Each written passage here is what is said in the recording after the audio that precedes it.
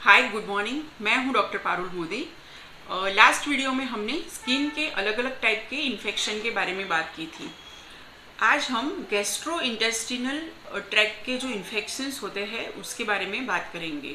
That is food poisoning. आपको food poisoning कैसे होता है, उसके कॉजेज़ क्या है, सिम्टम्स क्या है, जिससे आपको पता चलेगा कि कौन सी चीज़ से आपको दूर रहना है। सबसे इम्पॉर्टेंट बात कि अगर आपको फूड पॉइजनिंग हो गया है तो फिर होम्योपैथी में क्या क्या ऑप्शंस है जिसकी मदद से आप कंप्लीटली आपके फूड पॉइजनिंग से फ्री हो सकते हो विदाउट डिस्टर्बिंग योर एपेटाइट और आपका जो रूटीन है वो।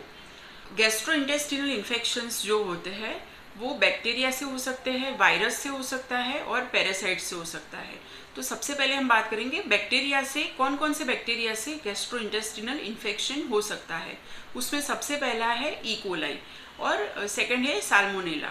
तो ई कोलाई जो बैक्टीरिया है वो हमारे इंटेस्टाइन में नॉर्मली प्रेजेंट ही होता है, बट उसके कई वेरिएंट्स ऐसे होते हैं जो हार्मलेस होते हैं, वो हमको नुकसान नहीं करते। कई वेरिएंट्स ऐसे होते हैं जो कई टॉक्सिन्स डेवलप करते हैं।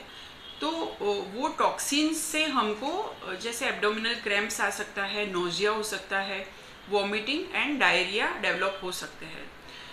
ये जो ई कोलाई नाम का बैक्टीरिया है वो generally contaminated water and food से स्प्रेड होता है। जो वाटर एंड फूड वो एनिमल के कांटेक्ट में आया हो सकता है और वो डायरेक्टली पर्सन टू पर्सन से भी स्प्रेड हो सकता है।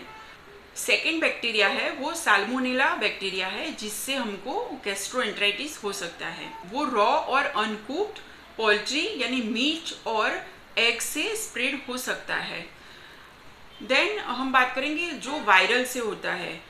तो कौन कौन से वायरस है जो रिस्पॉन्सिबल है हमारे फूड पॉइजनिंग के लिए। तो सबसे पहला है नोरो वायरस और सेकंड है रोटा वायरस जो आपने बहुत ही कॉमनली स्प्रेड इन्फेक्शन है जो आपने सुना होगा। वो जनरली चिल्ड्रंस में होता है और वो कैसे डेवलप होता है। तो कंटामिनेटेड सरफेस जो होती है वो बच्चे के कांटेक्ट में आती है और बच्चा वो उंगली मुंह में डालता है तो उससे वो चीज़ स्प्रेड होती है।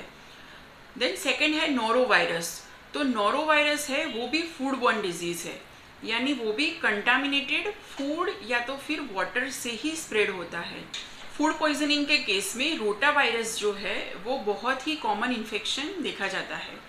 उसके बाद बात करेंगे पैरासाइट्स। फर्स्ट जो जियार्डियासिस है वो generally while swimming contaminated water अगर मुंह में जाता है या तो फिर बाथिंग से ये पैरासाइट्स हमारी बॉडी में एंटर हो सकता है।